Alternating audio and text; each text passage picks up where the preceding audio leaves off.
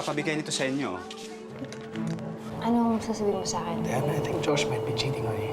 Pabayaan mo na lang kami ni Josh. Huwag mo na siyang siraan. Hindi ko sinisiraan si Josh. Gusto ko lang mamulat ka sa katotohanan na tama nga yung sinasabi ko. Iniiwasan mo ba ako? Oo, kasi ayoko makita yung pagbubuka. Nandidiri ako sa'yo. Marami nang nakakalata dito na iniiwasan mo ako. Nang malaman nila kung gaano ka kawalang hiya. Huwag mong sagarin ang pasensya ko.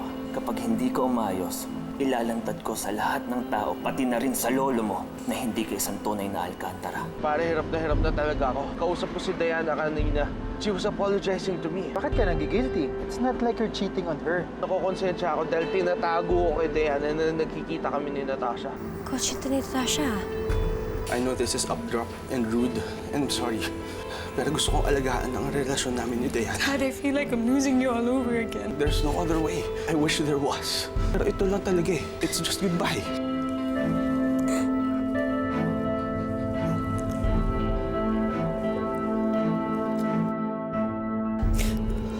Mga manluloko kayo? Kapal na mukha mo.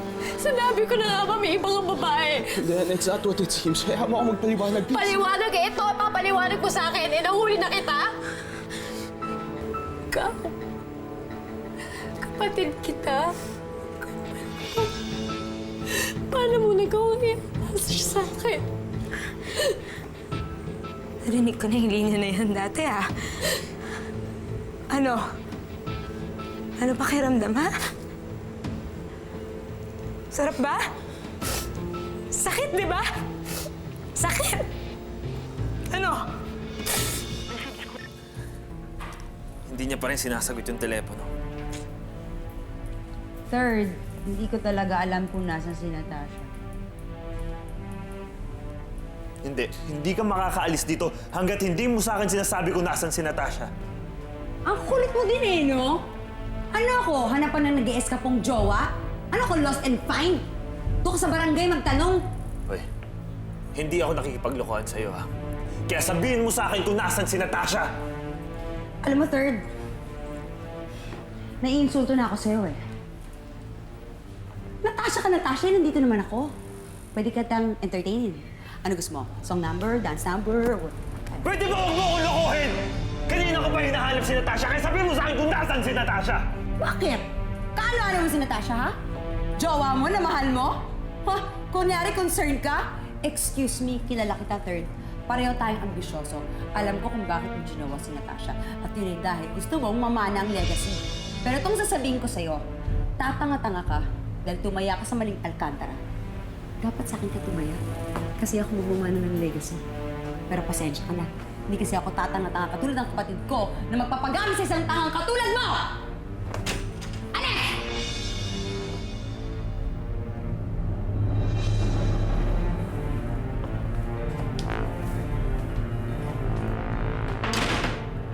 Kasama kayo. Hindi ko kayo kailangan. Hindi ko kailangan sinungaling. Diana. Diana, please. Josh, please. Josh, please. Please stay here. Huwag mo na siya sundan. Natasha, no. Diana has to know the truth. She has to know na magkaibigan lang tayo. Na walang ibig sabihin yun. Josh, maglalokohan pa ba tayo? Magkaibigan! Alam mo naman, ever since na hindi lang yun ang tingin ko sa'yo, alam mo naman na mahal pa rin kita, di ba? Alam mo naman yun! Sorry, Natasha. But it's over. Hindi mangyayari ang gusto mo.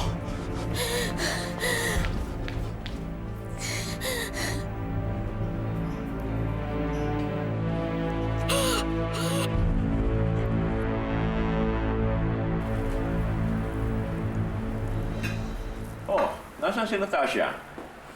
Isn't she joining us for dinner? Baka nag-overtime pa sa opisina, Papa.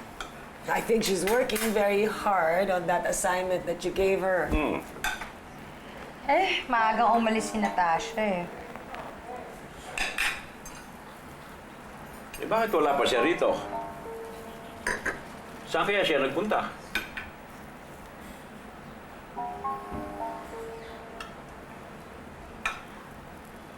Bernadette? Mukhang may nalalaman ka. Bakit hindi mo sabihin sa amin? Wala. Come on, out with it! Lolo, nag-promise ako kay Natasha na wala akong sasabihin kaya quiet lang ako. Bakit ka pa nagpapapilit? Sabihin mo na. Bernadette, out with it. Umalis si Natasha, nagpunta sa resort ni Josh. Nakikipagkita pa rin siya sa lalaking yon? Ang totoo niyan, hindi naman to yung unang beses na nagkita sila. Pero naiintindihan ko naman yung ginawa ng kapatid ko dahil syempre, hirap naman mag-move on kay Josh, hindi naman ganun kadali yun. Pero huwag kayong mag-alala, Lolo. Iniwan naman niya sa akin yung mga assignment niya. Maayos naman. Nagagawa ko naman ng tama. Malapit ko naman matapos yung proposal eh. Diana. Diana, sandali lang, please. Diana, mag-usap tayo. Hawakan. Diana. Huwag mo nga akong hawakan dahil hindi ako interesado kung ano man ang sasabihin mo sa akin. Oo. Totoo nga, nagkikita pa kami ng Natasha. But just as friends, please, maniwala ka. Tapatin mo nga ako. Gano'ng katagal na kayo nagkikita? Gano'ng katagal? Since we got back from the beach. Kung wala kang kasalanan, hindi mo ito itatago sa akin, pero yun ang ginawa mo. Yun ang ginawa mo, Josh. Sinira mo ang pagtitiwala ko sa'yo. Niloko mo ako. Niloko mo ako. Please, ayusin natin to. Please. Tapos na. Hindi na ito maaayos. Ayoko na. Diana, please. Please, huwag mo gawin to. Huwag mo akong iiwan. Diana, I love you. Mahalin kita, Josh. Kaya naging faithful ako sa'yo. Pero ikaw, parang ginawa mo. Nakipagkita kay Natasha. Sabihin mo nga sa akin yung bang mahal. Diana, pinagsisisi ako kung ano nangyari. Please. Please, just give me another chance. We'll fix this, please. I'm sorry, Josh. Pero nagbago ng desisyon ko. Pagkatapos ng ginawa mo sa akin, hindi ko alam kung kaya pa kitang mahalin.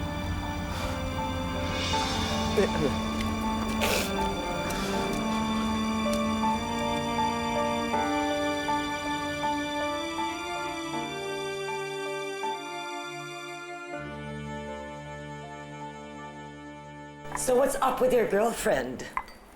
Nagpapakaloka na naman sa ex niya. Kaya tuloy napapabayaan ng legacy. Matigas talaga ang ulo ng anak niyo, tita. Pero hayaan niyo, aling beses na mangyayari to. Well, you better make sure.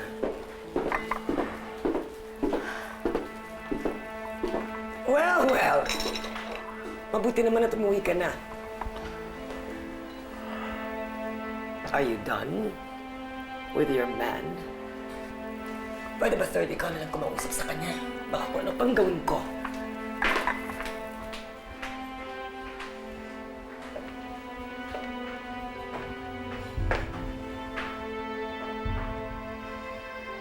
Nakipagkita ka raw kay Josh. Totoo ba yan? Kailan mo pa ako niloloko? Are you sleeping with him? Sumagot ka. You don't have to worry about Josh.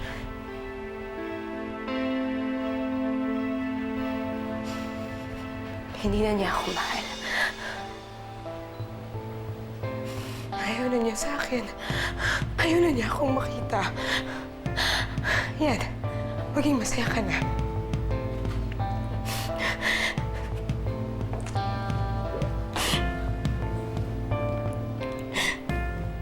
Alam ko kung ano yung nararamdaman mo. Dahil tulad mo, pinagpipilitan ko rin yung sarili ko sa taong hindi naman ako mahal.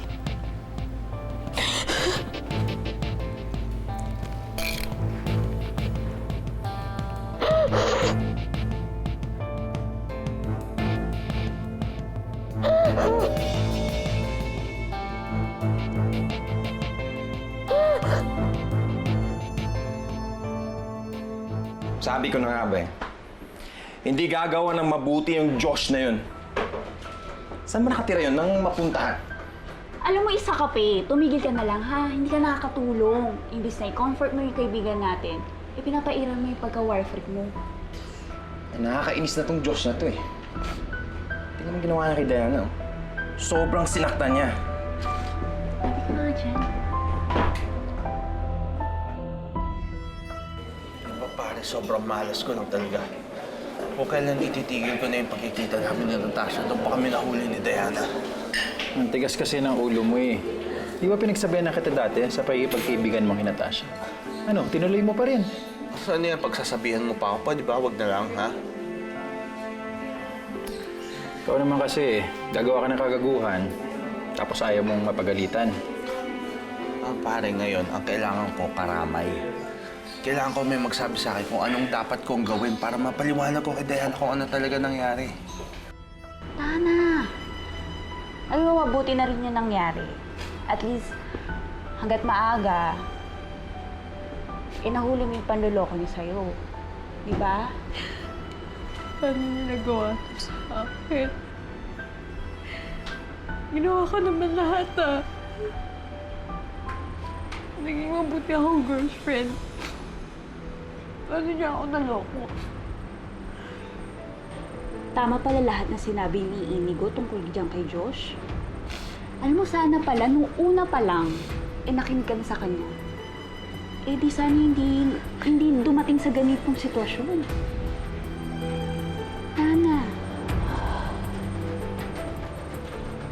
Para siguraduhin mo muna kung sino talagang gusto mo. Kaysa yung makikipagbalikan ka nga kay Diana, tapos hindi mo naman pakawalan si Natasha. Once and for all, mamili ka lang ng isa sa kanilang dalawa.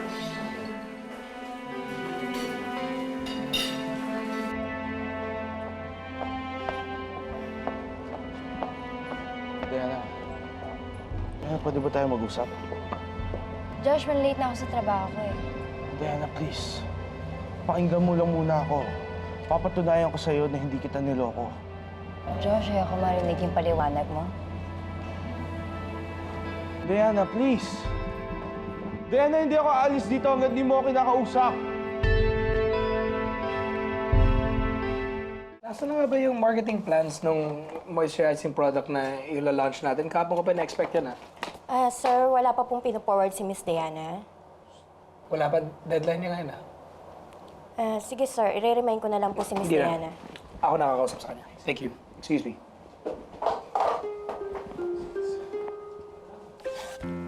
Juliet, hindi ko na alam po anong gagawin ko. Hindi ko magawa yung trabaho ko na maayos. Paulit-ulit ko nakikita yung ginawa sa akin ni Josh. Paano niya nagawa to sa akin?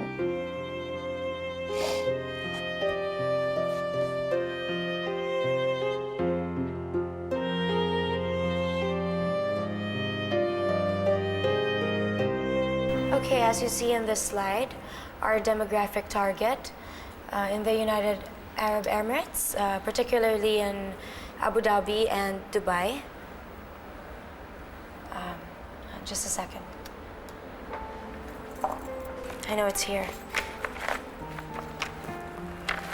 You had more than a week to prepare for this presentation, and yet everything seems disorganized. What is going on?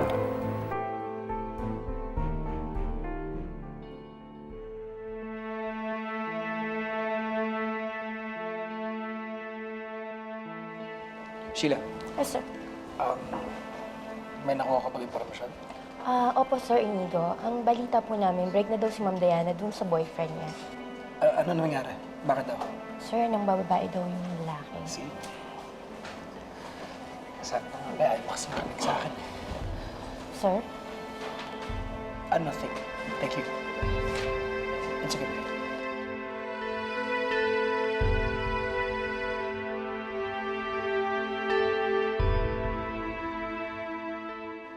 Lolo, in fairness naman to Natasha, tinrabaho naman niya ng maayos. Nitong huli na lang niya parang medyo napabayaan. I don't want your divided attention. I want you 100% committed to whatever you do for this company. Do you understand me? I'm sorry, Lo. Excuse me.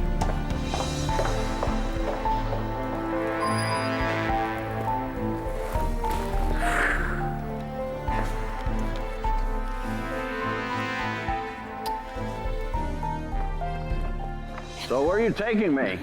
Ay, naku, Papa, akong bahala. Basta mag-enjoy tayo to the max. Well, make sure it's gonna be a night of thunder and lightning. Hindi lang thunder and lightning. We are going to paint the town pink.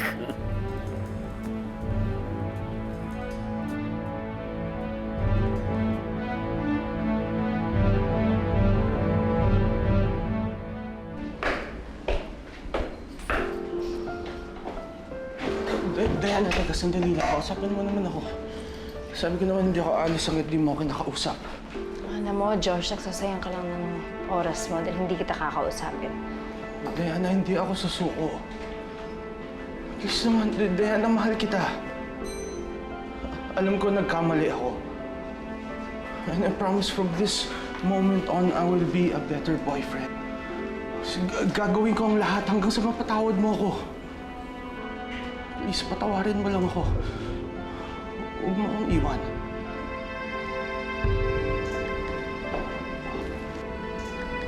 Diana, please.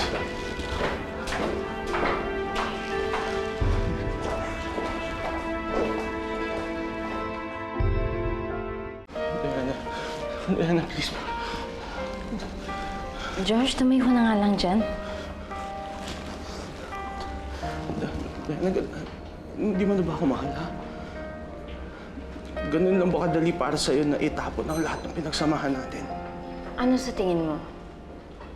Kung mag-sorry ka na parang magic yun. Mawawala na lahat ng ginawa mo sa akin na makakalimutan ko yun. Josh, hindi ganun kadali yun. Sinaktan mo ko. Kaya pwede ba, huwag mo kong madiliin, bigyan mo ko ng panahon para makapag-isip.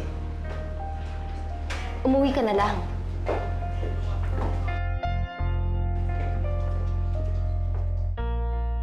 Guess who I saw nakasama ng papa sa uwian kanina?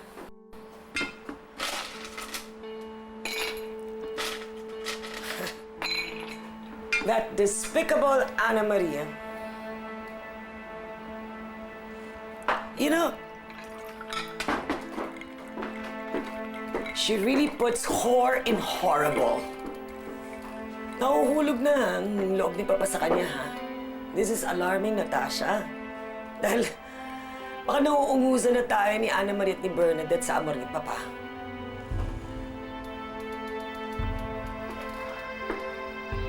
Ma, are you blind? Can't you see that I'm going through something? Buta pa kailang Bernadette may pakialam ka.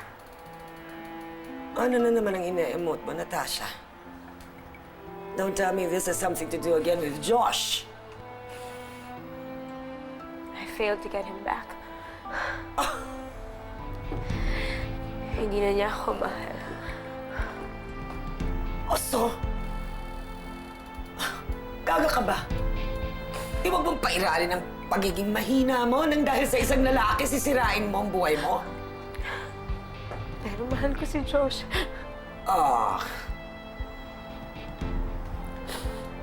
Being in love is overrated.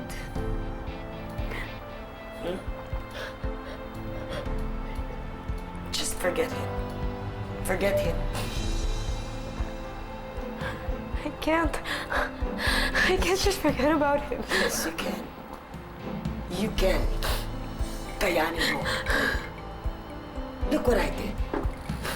Minahal ko si Cesar, pero anong ginawa niya?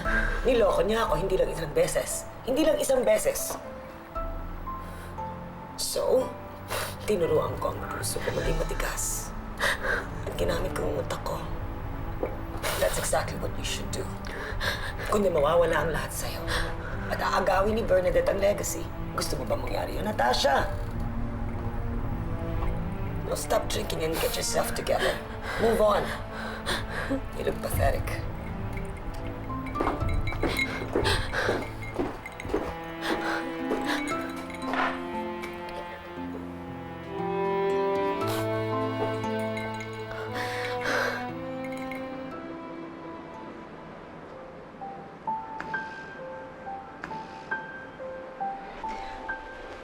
Anak, nakahanda ng hapunan. Halika na.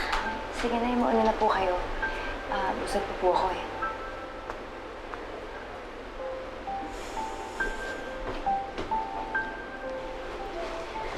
Anak, ganyan talaga ang first heartbreak. Napakasakit. Parang ayaw mo nang umibig uli. Ewan ko ba, Nay? Parang bibigla lang ako. Isang linggo lang okay kami. Ang dahil pa na magagandang plano, tapos ngayon napunta na lahat sa ulan. Mahal mo pa ba si Josh? Anak, bigyan mo siya ng pagkakataong magpaliwanag. Pag-usapan na ng masinsinan ng problema. Pagkatapos siya naman mag-usap, nasa sayo kung patatawarin mo siya o hindi. Hanggat hindi kayo nag-uusap, pareho kayong hindi matatahimik. Kaya huwag mo na siyang iwasan. Kausapin mo.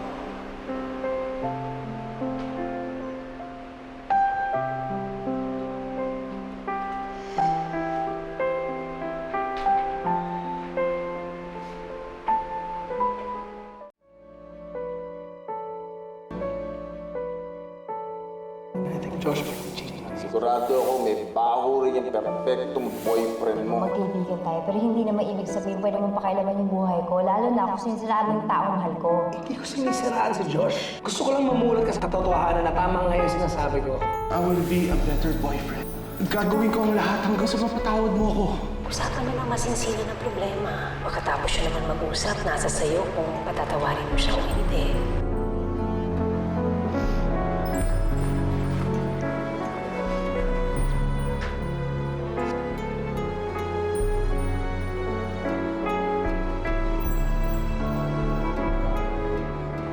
Anak, uminom ka muna ng gatas para makatulog ka. Teka, saan ka pupunta? Nay, alis muna ako. May kakausapin na ako. Pero babalik ako agad. Huwag po kayo mag-alala.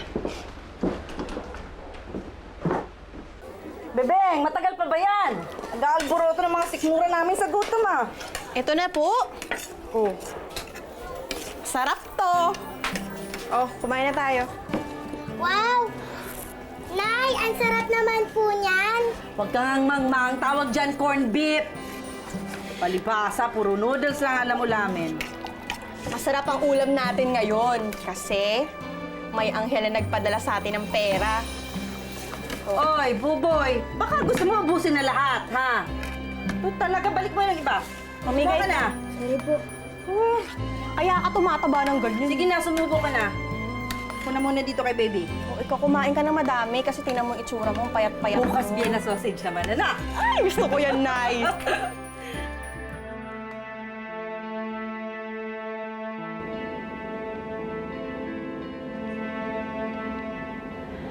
Kuya, pakibilisan naman.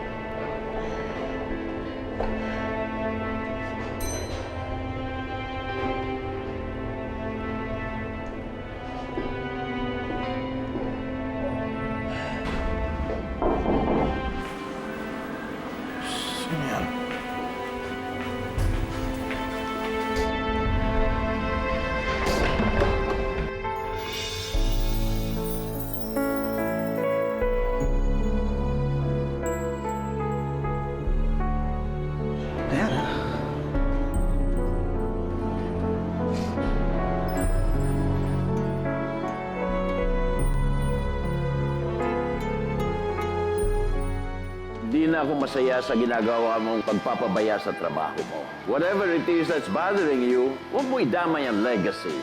Please stop disappointing me. Natasha used to be on top of her game.